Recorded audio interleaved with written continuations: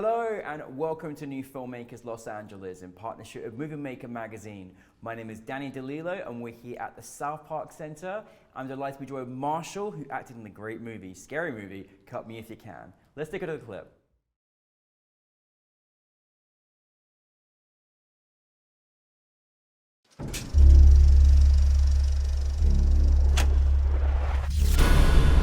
This is your favorite movie theater? It's empty.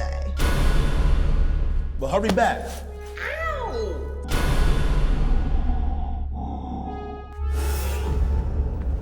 Hey, you, watching this trailer. Aren't you sick of these stereotyped characters? I am. My name is Michelle. And the bimbo you're looking at? That's me. Of this shit! But I am done. It's not in the script. Fuck the script! I am changing the script of this crappy horror movie.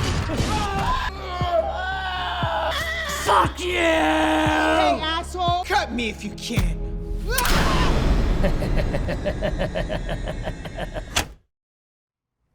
Marshall, thank you so much for joining us today. I had nightmares from your acting, just to let you know. No, thank you very much. And but for those that haven't seen the film, tell us a little brief synopsis.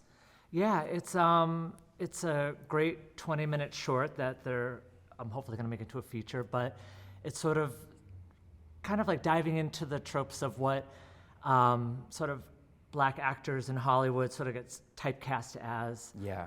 Playing, always the first to die in a horror film. Just sort of like the victim. And so it sort of takes that script and flips it and allows the lead, Michelle, the Michelle character, to take control of her narrative and take control of the film. And it's sort of this fun sort of loop, strange loop that kind of, repeats itself until she's like, oh, wait, no, I can do this.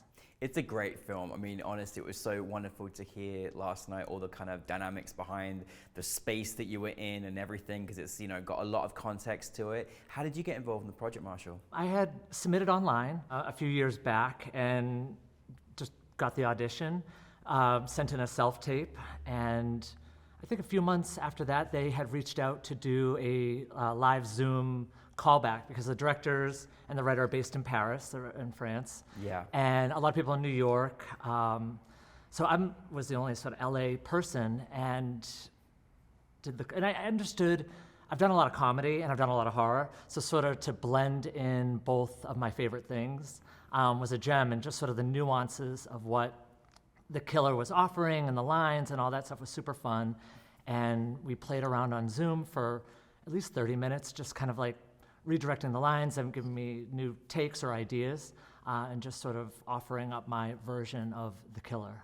I mean, I'm just gonna say I was quite shocked when I met you, Marshall, because you were so friendly and so lovely and so nice, quite unlike your character. That was great acting, obviously.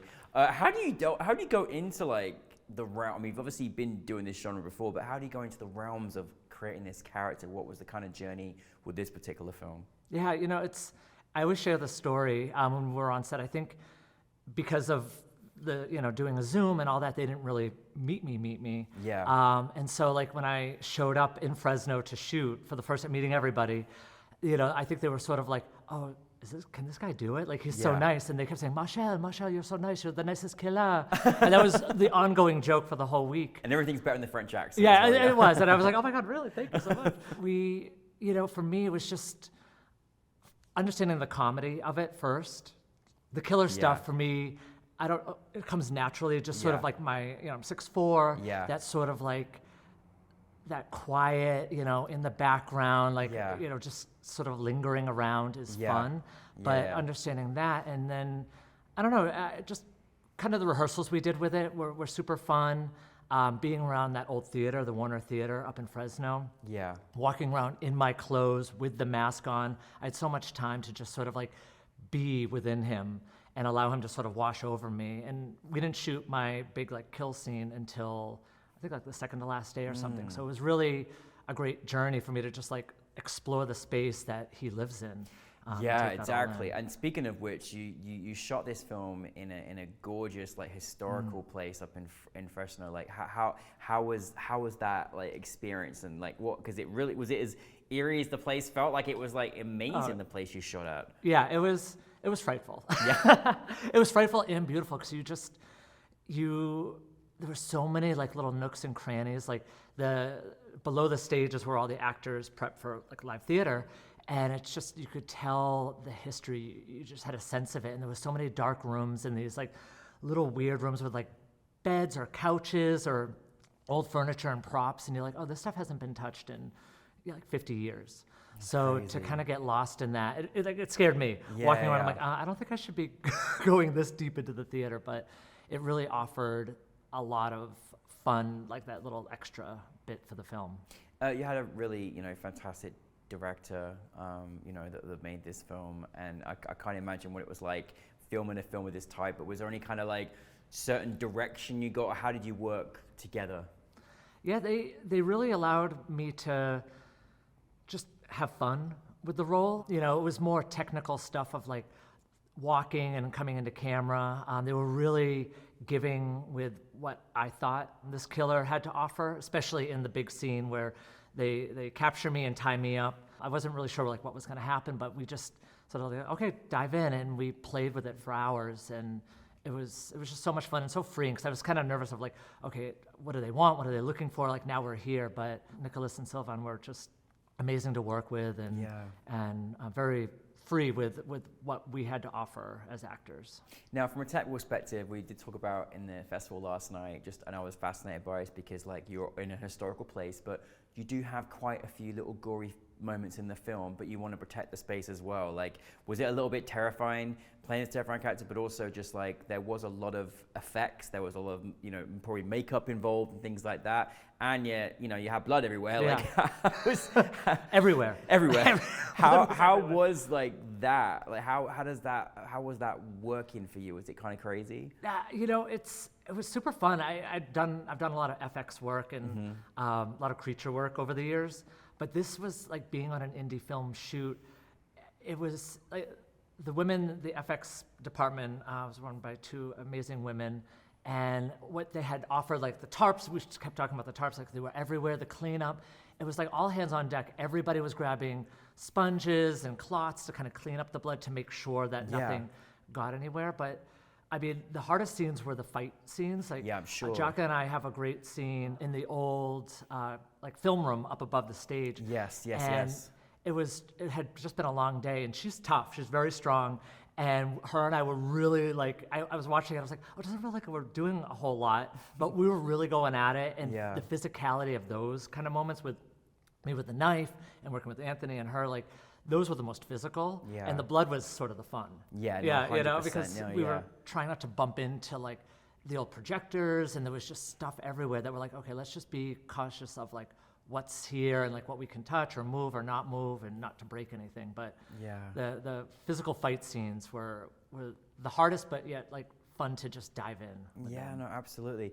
What have you, looking back on this project, what have you kind of learned most of being part of this film?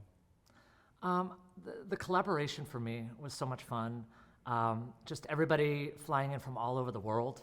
Incredible, right? Like literally all over the world to be a part of this.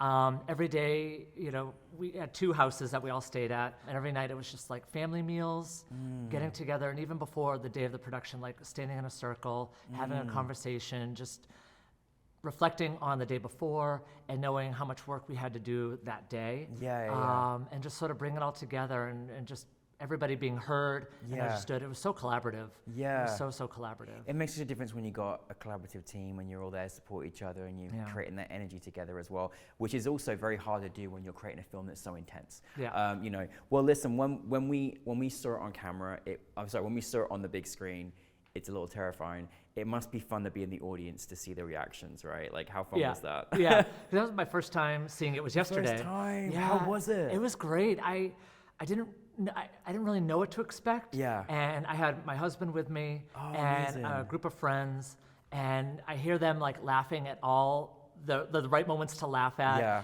And people just taking it in, like hearing that those beats and those moments. I was like, okay, wow, like everybody's sort of like resonating with this film, Yeah. and in these moments, and understanding the Yeah. story within the story, Yeah, which I think was the most 100%. important. But Yeah. it was cool to see like the split screens. I wasn't Oh, sure it's like that. very I didn't cool. realize Yeah, that yeah. that was going to happen. Yeah. Where it's like you follow Anthony and you're following Jaka at like different moments of their own POVs. Yeah, I was yeah, like, oh, that was to me, I'm like, oh, that's really cool. Like, I really enjoyed that. Is your husband looking at you differently now? Is he kind of like, is he like used to you playing these roles? Yeah, he's used to be like, it's very in the norm of Yeah. like me like screaming, killing somebody or screaming or walking around like a zombie.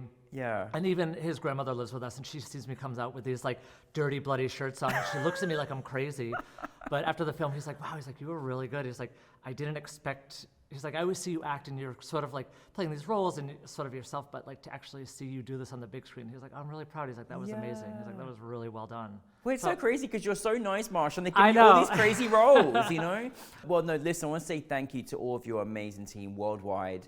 They put a really great job. I mean, aside from everything else, it was really important actually to share this, as much it being comedic, entertainment, really, really important to share a story like this because, my goodness me, they've really not been fair in the way they've portrayed, black people in this particular genre as well, and just kind of really bring that to light in this particular fashion, I think was also really great and important as well. Thank you to your team for like bringing it to us to show that. But what is next for you, Marsha? What's next?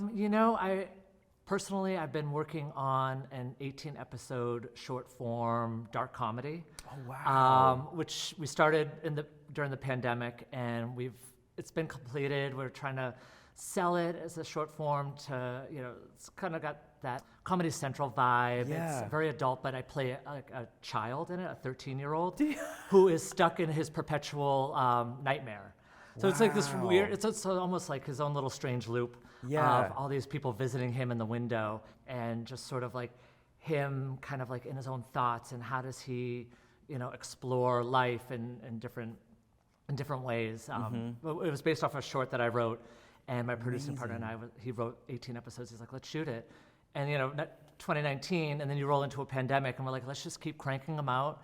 And it worked to our advantage because it's like me and another actor in the room at different times. But wow. Beyond that, just auditioning for other TV stuff, and hopefully some more bookings this year. So it's good. Yeah, well, you're so versatile and so talented. So well done. On I can't wait to see it. I can't wait to see you as this 13-year-old. I know, it's boy as well. You would never believe it. But then there's probably no limits to you, Marshall. Oh, so well, done. thank you. Yeah, no, it was a fun journey for that particular one as well. Yeah, well, listen, thank you for coming if you can. Thank you to your entire team. Thank you for bringing this story to us, and welcome to the new Filmmakers LA family. Well, thank you for having us. It was so much fun yesterday. Thank you, Marshall, everybody.